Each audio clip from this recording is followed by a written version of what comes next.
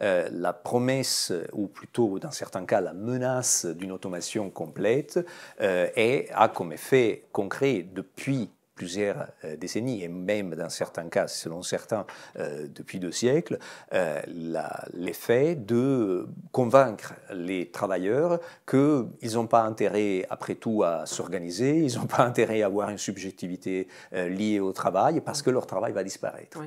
Leur travail est remplaçable, leur travail est, après tout, quelque chose qui n'a pas une valeur importante, et dans certains cas, il n'est même pas un travail. Parce que si vous regardez ce que fait Uber aujourd'hui et sur quoi est basé le modèle d'affaires de Uber, malgré le côté monétisation des données et le côté évidemment monétisation des trajets du transport urbain, eh ben, ils sont en train de produire des solutions de véhicules autonomes.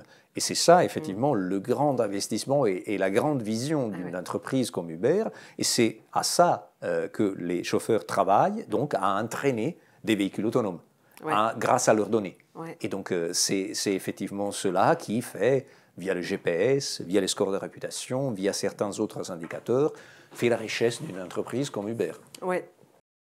Ou en Thaïlande, ou dans d'autres bouts du monde, vous avez par exemple des endroits qui sont complètement frigorifiés pour empêcher que les serveurs surchauffent, dans lesquels vous avez des dizaines de milliers de smartphones et des personnes qui passent d'un smartphone à l'autre pour cliquer sur un écran, par exemple, pour faire remonter dans le classement des applications, pour télécharger faussement des vidéos ou des chansons sur Spotify, et ainsi de suite. D'accord. Et donc ça, c'est quelque chose qui a un impact important aussi sur nos marchés, parce qu'il y a vraiment une économie qui n'est même pas... comment dire, c'est même pas lié à des arnaques, ça devient systémique, mais des chiffres d'affaires et des marchés qui semblent exploser, mais effectivement, c'est un effet de achat de clics, donc grosso modo.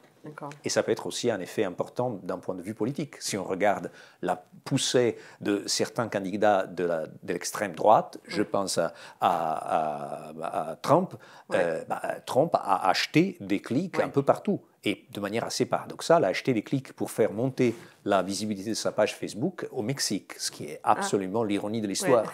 Voilà.